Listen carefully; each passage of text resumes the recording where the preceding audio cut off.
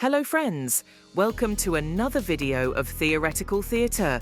Hope you'll enjoy the video, so please subscribe the channel and press the bell icon to get all the notifications. What happens if no bacteria was left? What are the effects of this? In this video, you'll be able to know about this fact. So let's start the video without wasting time.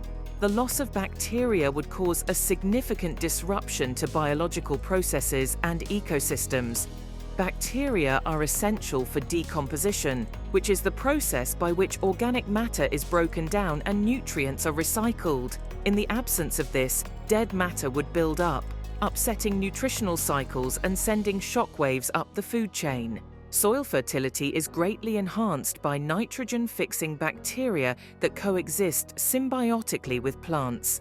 Their disappearance would result in less nitrogen being available, which would impact plant development and have an impact on all trophic levels. Additionally harmed would be aquatic habitats, since bacteria are essential for decomposing organic contaminants.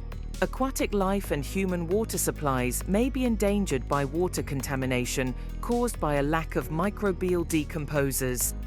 If you are enjoying the video, please like and leave a comment.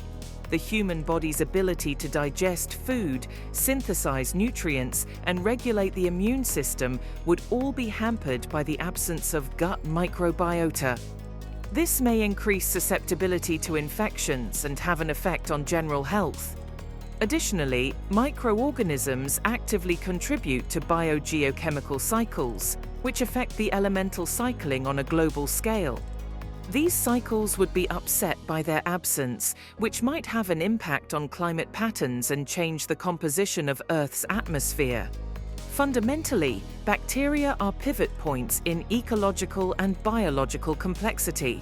Their disappearance would set off a series of events that would alter ecosystem dynamics and jeopardize the fragile equilibrium of life on Earth. Thanks for watching.